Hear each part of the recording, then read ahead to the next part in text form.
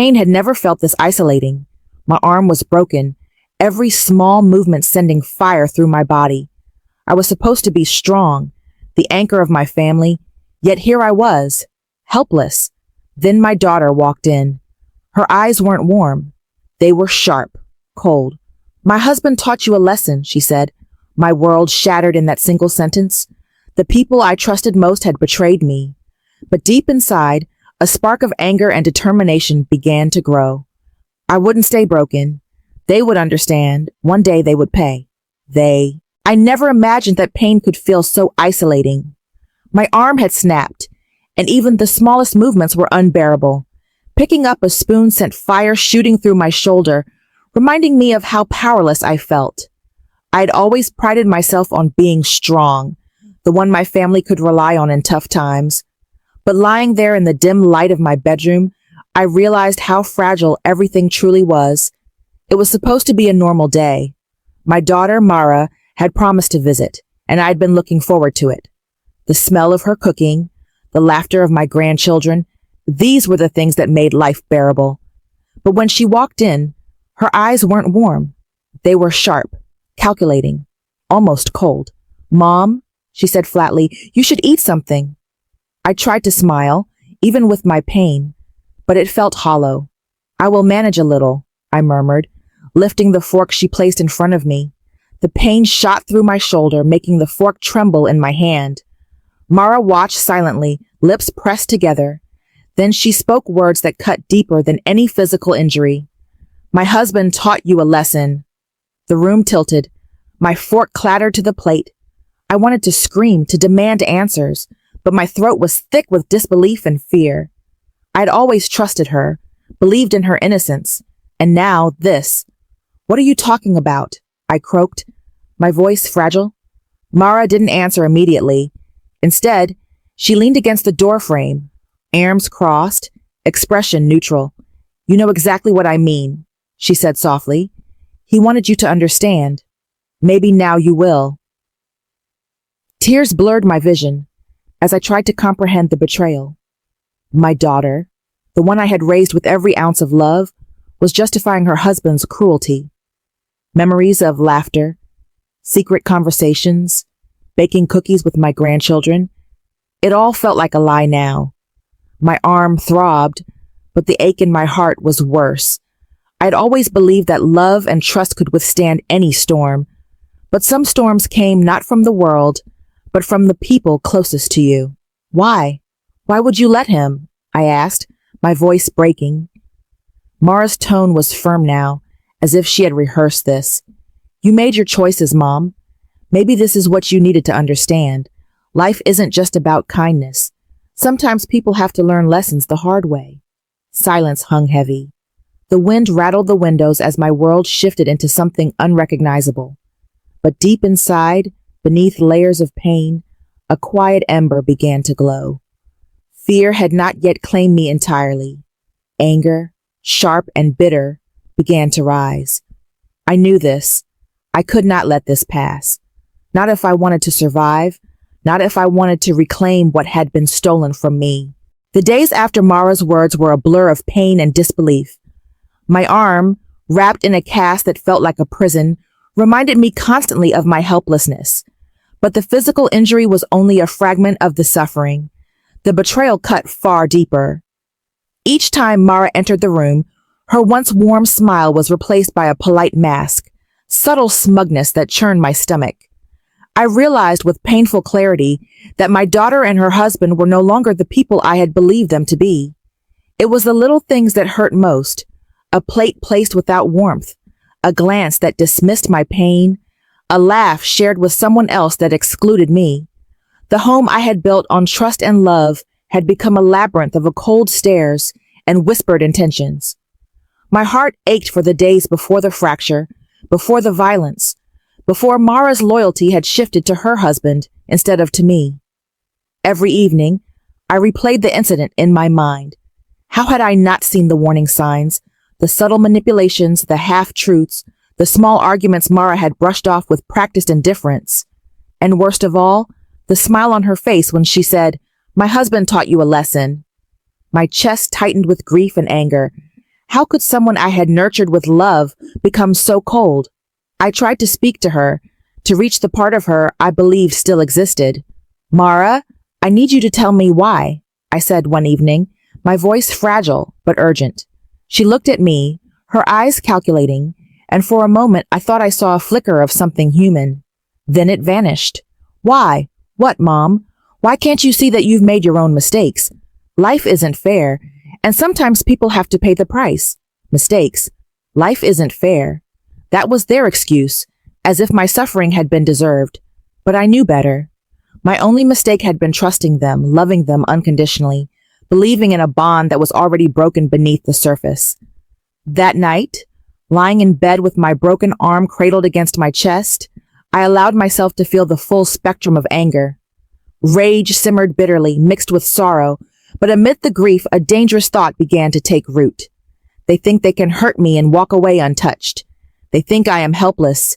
They are wrong. Slowly, quietly, I began to plan.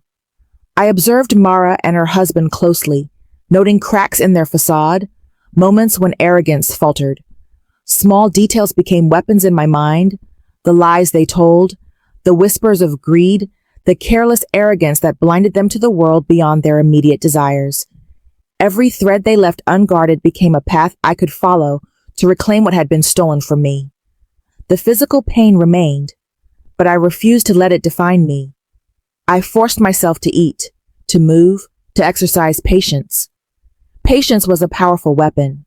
Revenge required time, cunning, precision. I began writing notes to myself, small observations about their habits, alliances, and weaknesses. Each word, each sentence etched the blueprint of the reckoning I planned. There was sorrow, too. I mourned the daughter I had believed in, the family I had imagined, the trust that had been shattered. Tears came silently, for the life I had lost, not just the body I had broken. Yet grief was tempered by determination. Pain was temporary, but lessons, if delivered correctly, could last a lifetime. I knew one thing for certain. I would not allow this to pass. I would not remain a victim in a world that had shown me the coldness lurking in familiar faces. I would rise slowly but surely from the shadow of injury and betrayal. When the time came, they would understand, truly understand the consequences of their cruelty. The shift in the house became clearer with every passing day. Mara and her husband no longer tried to hide their impatience. They walked past me as if I were furniture. They spoke softly when discussing their plans, but not softly enough.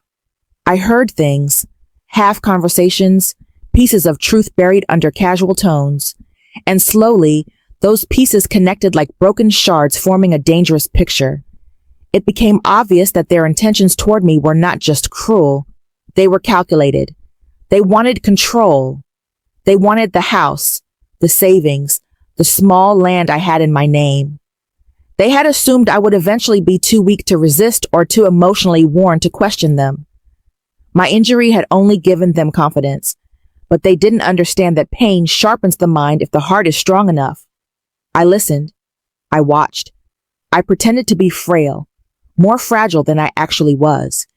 Every shaky step, every slow movement became part of the mask I wore. Behind that mask, my mind stayed alert, gathering their careless whispers like cold evidence. One afternoon, I heard Mara speaking on the phone. "She won't be a problem much longer," she said.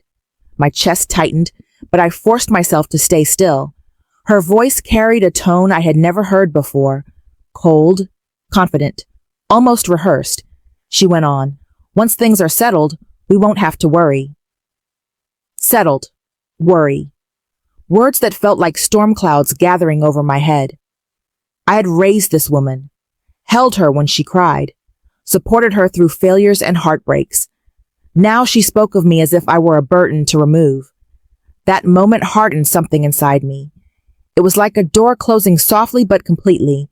The part of my heart that still hoped she would return to who she once was went quiet. That night, I lay awake, staring at the ceiling. I felt the weight of the past pressing against the future, but my mind refused to drown. Instead, I began building a path forward, a quiet, careful path. I knew I couldn't confront them directly. They were too bold now, too sure of themselves, and I was still healing, still gathering strength. So I chose a different method. I reached out to people they didn't know about, old friends, former neighbors, anyone who remembered me as something more than a broken woman living in someone else's home. I started making small moves, subtle, safe, invisible to Mara and her husband. Each step was planned like a chess move, a call here, a message there, information tucked away where they would never think to look. Meanwhile, I maintained the appearance of helplessness. When they entered the room, I lowered my eyes. When they questioned me, I answered softly. And when they hinted at decisions they planned to make about my life, I nodded slowly, hiding the sparks of rebellion behind the calm surface. But the house was not all cruelty. There were moments when truth slipped through their masks. I saw tiredness in Mara's eyes sometimes, a flicker of guilt quickly buried beneath stubborn pride. Her husband, though arrogant, had moments of carelessness that exposed his vulnerability. Their relationship was strained, their alliance built on shaky foundations. They trusted each other only as long as their goals aligned. I could see the cracks forming between them, hairline fractures that could eventually split open. And so, I waited. One day, while they were arguing in the living room, their voices higher than usual, I listened from the hallway. Mara accused him of pressuring her too much. He accused her of being weak. Their words cut the air like blades. I didn't move, didn't breathe, letting every sentence sink into memory. Eventually, Mara stormed out, slamming the door so hard the walls trembled.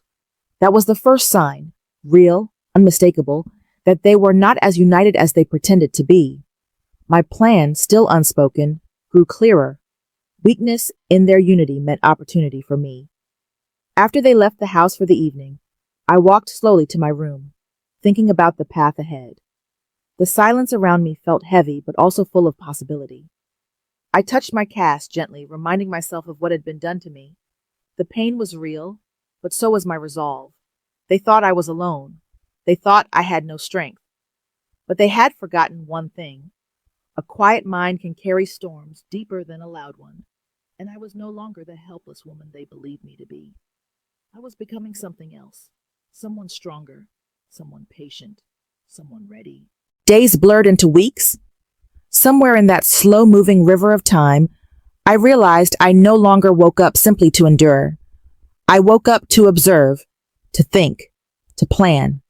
My arm was still stiff in its cast, muscles weak from disuse, but my mind was sharpening like a blade being honed in secret.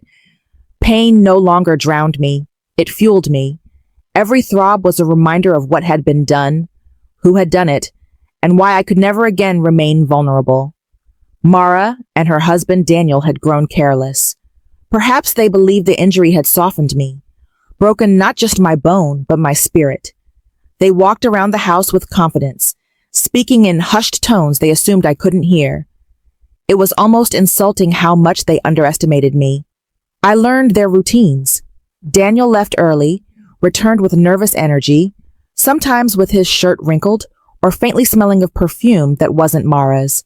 He lied about late meetings, unexpected overtime, imaginary colleagues, and Mara accepted it, choosing ease over truth. It struck me then that Mara wasn't just cruel. She was trapped in her own delusions, bending herself to fit the shape of a man who demanded loyalty over reason, obedience over love. Yet she had still chosen him over me.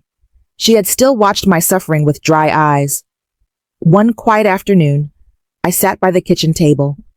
My good hand traced the worn wooden surface, which had seen years of family meals, celebrations, arguments, and reconciliations. Now it witnessed my transformation. I opened the small journal I'd begun keeping, not for anyone to find, just scattered observations written in a shaky hand. Hidden between pages were small truths I had uncovered, dates, times, patterns in their behavior, weaknesses. Writing, once an act of desperation, now felt like strategy. Mrs. Heldon, my neighbor, visited occasionally. Her gentle knocks were a comfort I hadn't expected. Older and wise, she had endured her own storms.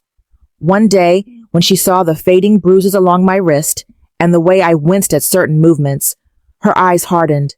"They did this," she said softly, pouring tea into chipped cups as if discussing the weather. "If you ever need anything," she added, voice trembling slightly, "you know I'm here." It was the first genuine flicker of warmth since the betrayal. It reminded me that not every bond had been poisoned, and sometimes allies came from the corners people overlooked.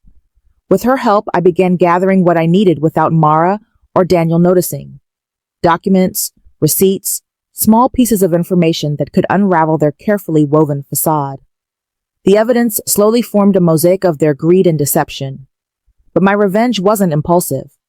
I didn't want to simply hurt them. I wanted justice, balance, consequences precise enough to echo through every choice they made thereafter. In the evenings, when Mara entered my room with her forced smiles and clipped tone, I met her gaze with calm, measured, unbreakable eyes. It unsettled her. I saw it in the way her lips tightened, the way her eyes darted away. She didn't understand the shift in me, but she sensed it. Daniel avoided me entirely, slipping into rooms like a thief, afraid of being caught. Perhaps he sensed that broken bones heal, but wounded dignity sharpens. One night, after they went to bed, I sat awake staring at the moonlight shadows on my wall. My arm ached, but it no longer felt like a chain. It was a reminder of who I was becoming. Not a victim, not a fragile mother waiting for mercy, but a survivor preparing for reckoning. I whispered to the quiet house, voice steady as a promise, "You hurt me because you thought you could. You thought I would stay small, helpless, silent. But you've created something you cannot control." The moon cast a silver glow over the room, and I knew I was no longer merely healing. I was awakening. The day I had waited for arrived quietly, almost unremarkably. The house smelled faintly of coffee and dust, sunlight spilling across the floorboards. Yet beneath that ordinary morning lay the tension I had nurtured for months. I had prepared meticulously, collecting fragments of truth, whispers of secrets, and proof of lies that Mara and Daniel believed were buried forever. Every step, every note, every observation had led to this moment. I dressed carefully, hiding my cast beneath long sleeves, and moved through the house with deliberate calm. Mara and Daniel were absorbed in their routines, confident that I remained fragile, harmless, a woman defined by pain. They didn't notice the shift in me, the quiet steel behind my eyes. Breakfast was tense but silent. I poured my tea slowly, savoring each deliberate movement. Mara spoke first, her voice softer than usual. "Feeling stronger today, Mom?" she asked. I looked at her with calm intensity, making her shift in her seat. "Stronger than you think," I replied, voice steady, almost casual. Her fork hovered midair as she paused, sensing something different in me. The plan I had crafted over weeks was simple in its execution, but devastating in effect. I had gathered all the evidence of Daniel's deception, manipulation, and the lies he had built around Mara. Letters, receipts, photos, even whispered confessions he had let slip in arrogance. Everything was collected in a single folder, and I shared it with someone they had not anticipated, the people whose judgment could no longer be ignored. I handed Mara a sealed envelope. Her eyes narrowed as she took it. "What's this?" she asked, unease creeping into her voice. "Something you need to read," I said calmly. Her hands trembled as she opened it, scanning the contents. Confusion, disbelief, panic flickered across her face. Daniel, lingering nearby, caught sight of the papers and froze. His bravado crumbled instantly. "You've been keeping track of everything," he stammered, voice cracking. "I've been watching," I said simply. "I've been learning, and most importantly, I've been remembering." Mara's eyes filled with tears, not the kind that hold regret, but tears of shock, the bitter realization that her loyalty had been misplaced. Daniel's face, pale and strained, betrayed the arrogance he had worn so carefully for months. "You think you can ruin us?" he spat, though his words were weak and desperate. I don't want to ruin anyone, I replied. I want accountability, justice. Over the next hour, I laid everything bare. Every lie, manipulation, and cruel word disguised as a lesson was displayed like a painting of their true selves. Mara had no choice but to confront the reality of the man she had chosen to trust, the man who had crossed every boundary, and the mother she had dismissed in pain. The reckoning was silent, but absolute. Daniel's anger masked humiliation, tight and brittle. Mara, sobbing quietly, turned away, perhaps unable to face what she had done or allowed. And I, for the first time in months, felt relief, a warm clarity coursing through me like fire through ice. I had reclaimed myself. I had reclaimed my dignity. Standing slowly, my cast heavy but unimportant, I said softly, "This is the consequence of betrayal. Not out of cruelty, but because choices have meaning and actions have weight." Mara looked at me with something resembling recognition, not affection, but acknowledgement. Perhaps she finally understood that love and trust are privileges, not obligations. Daniel's arrogance was gone, replaced by the cold clarity of a man confronted with his failings.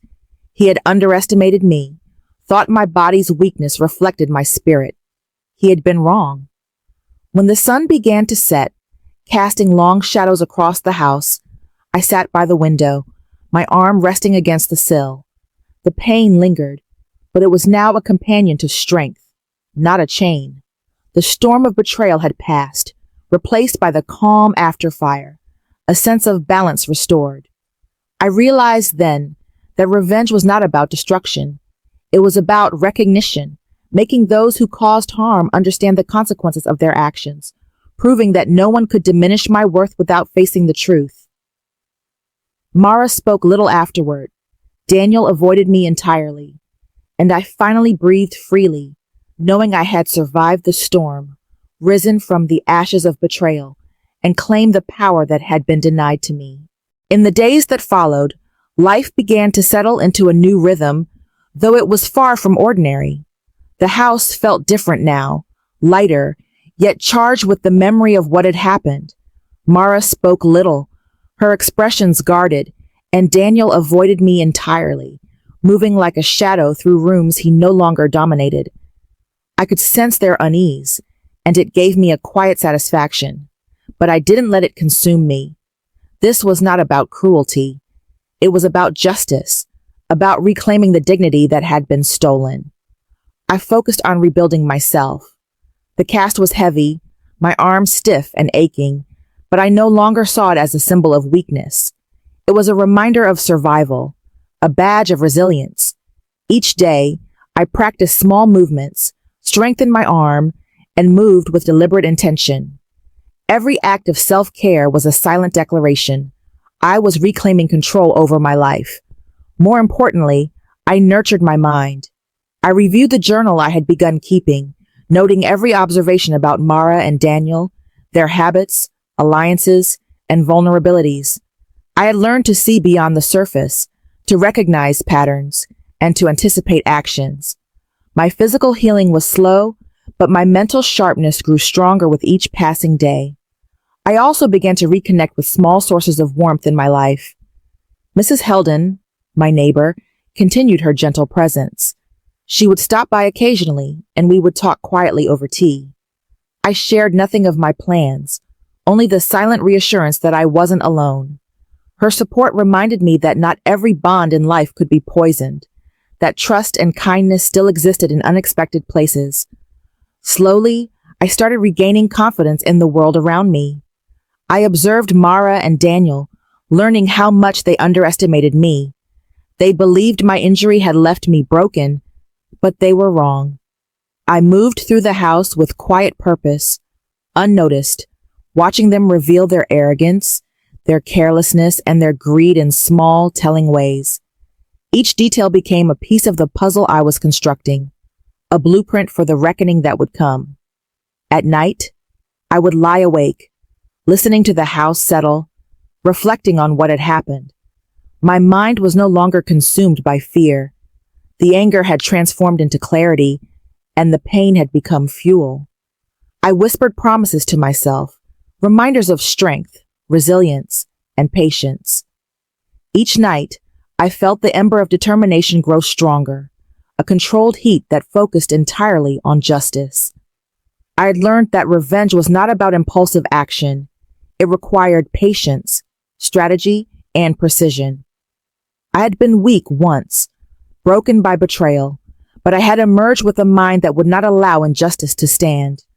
Mara and Daniel may have believed they were untouchable, but they were blind to the quiet storm that had been building, the careful observation, the gathering of truth, and the cultivation of evidence. The house, once a place of comfort, had become my classroom. Every conversation, every glance, every slip of the tongue became material for understanding, preparation, and eventual confrontation.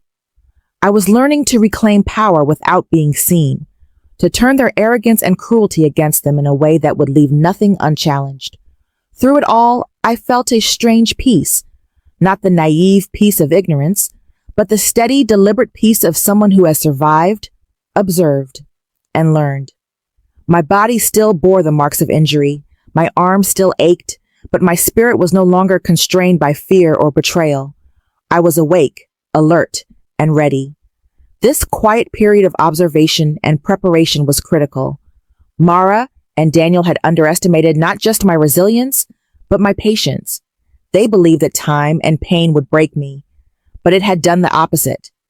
Each day of careful watch, each note, each observation strengthened the foundation for what I would ultimately reveal, the truth, the reckoning, and the justice they had so carelessly ignored. Weeks turned into months, and with every passing day, my strength, both physical and mental, grew. My arm was healing, but more importantly, my mind had sharpened into a tool of observation and understanding. I noticed everything. The way Daniel's voice changed when he thought no one was listening, the subtle hesitation in Mara's eyes when confronted with truth, the patterns of their movements, the alliances they leaned on. Each detail became a piece of the puzzle, building toward the moment when I would reclaim what had been taken from me. I moved through the house with deliberate care, my cast now hidden beneath long sleeves. Mara and Daniel remained oblivious, believing that weakness still defined me. But every small act they committed, every careless whisper, every unguarded moment, was being recorded in my mind, carefully logged in the pages of my hidden journal. Each observation strengthened the blueprint for the reckoning I intended to deliver. During this time, I also rebuilt my confidence in the small joys of life. Mrs. Heldon continued to visit, her quiet companionship a reminder that kindness and loyalty still existed. I began to take small walks outside, feeling the sun on my face, savoring the ordinary sounds of life, the rustle of leaves, the distant laughter of children, the faint hum of the neighborhood. These moments grounded me, reminding me that despite betrayal, the world still offered light and opportunity. Even as my body healed, I did not let complacency take hold. Mara and Daniel's arrogance became their weakness. They assumed that time and distance had dulled my presence, but I had learned patience. I practiced restraint, allowing my anger and determination to simmer quietly beneath the surface, waiting for the right moment to transform observation into action. One evening, as the sun dipped below the horizon, casting long shadows across the house, I reflected on how far I had come. The pain of my injury no longer consumed me. It was a companion, a reminder of resilience, a symbol of survival. My broken arm had once represented helplessness, but now it reminded me of endurance and strategy. I had learned that true strength was not just physical, it was mental, emotional, and tactical. I also began to understand Mara in ways I had not before. She was not inherently cruel, but she had allowed herself to be trapped by delusions and loyalty to someone unworthy of it. She had chosen Daniel over her own mother, and yet she remained blinded by the comfort of obedience and fear of truth. Recognizing this did not lessen my anger, but it clarified my approach. My goal was not simply to punish, it was to reveal the truth so fully that no lie could survive. I carefully continued my preparations, gathering evidence, tracking patterns, and observing interactions. I had everything I needed to show them the consequences of their actions, but I did not rush. Patience had become my greatest weapon. Each day of waiting, watching, and recording strengthened my position, sharpened my mind, and reinforced my resolve. Through it all, I found moments of inner peace, quiet reflection, and strategic thinking. My body, though still recovering, became a testament to my resilience. My mind, alert and calculated, became the engine of the reckoning I had planned.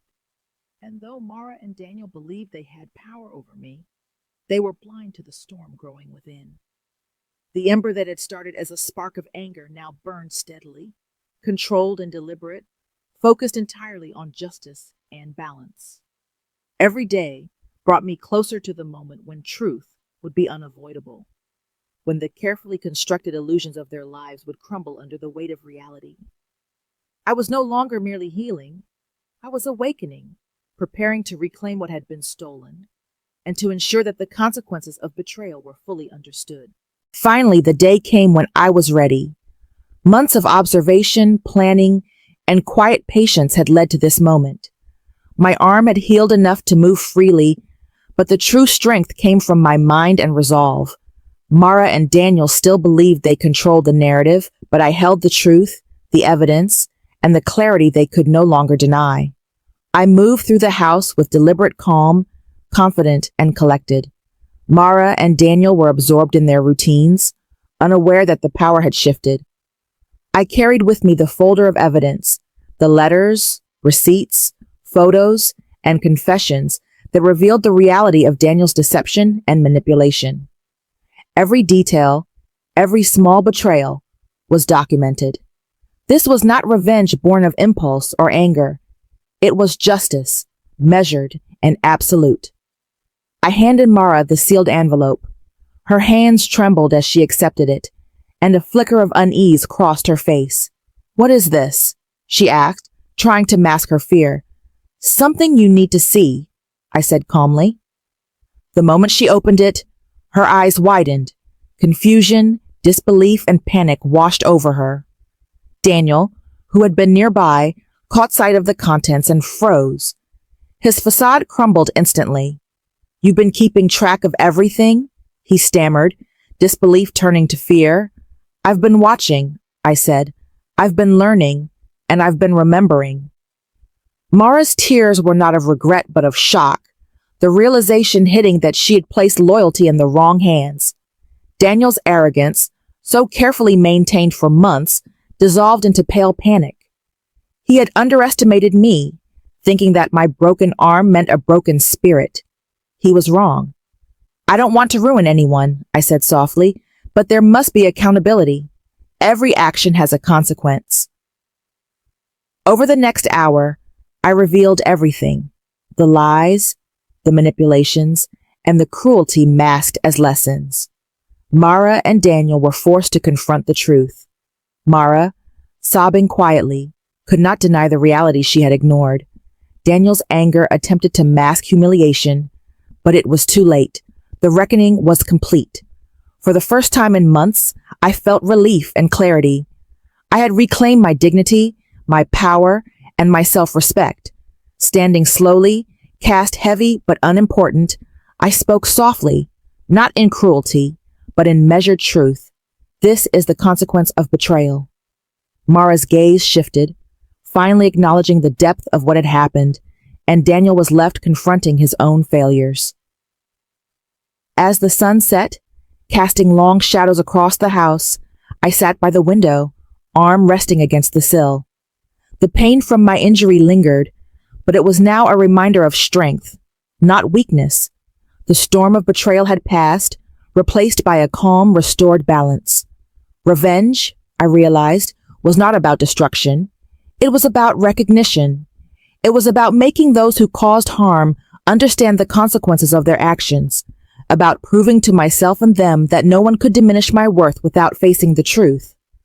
Mara spoke little afterward, and Daniel avoided me entirely.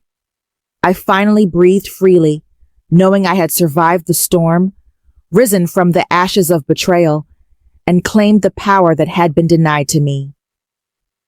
As the last light faded, I whispered into the quiet house, voice steady and serene.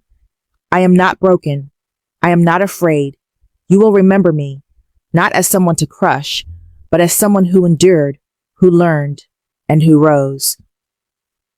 In that moment, I realized it was true. I had not only reclaimed myself, I had reclaimed my life, my dignity, and my strength. The ember that had burned quietly inside now glowed fully. I had survived the storm, and when the world tested me again, I would meet it not as a victim, but as someone awake, aware, and unbreakable.